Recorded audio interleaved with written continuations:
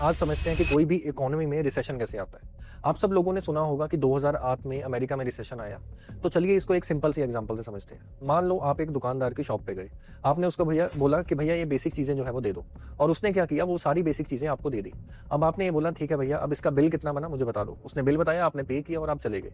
अब इसी दौरान जो है वो अगर शॉपकीपर आपको बोले कि मेरे पास इन सामान के अलावा बाकी भी तो सामान है, तो आप ये भी तो ले लो।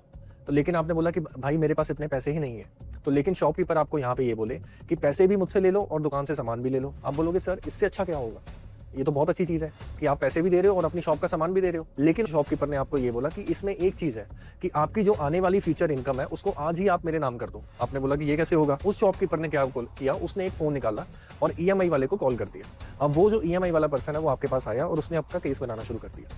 उसी केस के दौरान जो है वो उसने आपके ऊपर लोन जो है वो दे दिया। और आपने बोला कि इससे अच्छा क्या हो सकता है। आप घर पे गए, घर वाले खुश, सब कुछ खुश।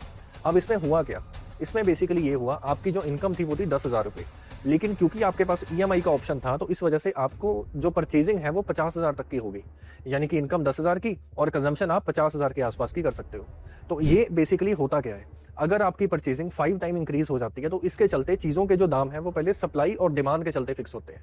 लेकिन अगर आपके पास ईएमआई ऑप्शन अवेलेबल है तो वो जो है वो प्राइस वो नॉर्मल प्राइस से ज़्यादा हाई हो जाता है, क्योंकि सबके पास पैसा है और सब उस चीज़ को खरीदने के लिए जो है वो फास्टली फॉलो कर रहे हैं।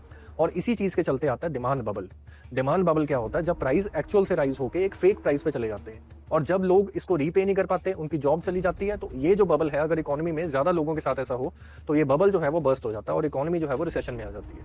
ये सेम चीज़ जो है वो रियल एस्टेट सेक्टर के कंटेक्स्ट में अमेरिका में हुई थी 2008 में, जिसको डिप्रेशन के नाम से जाना जाता है।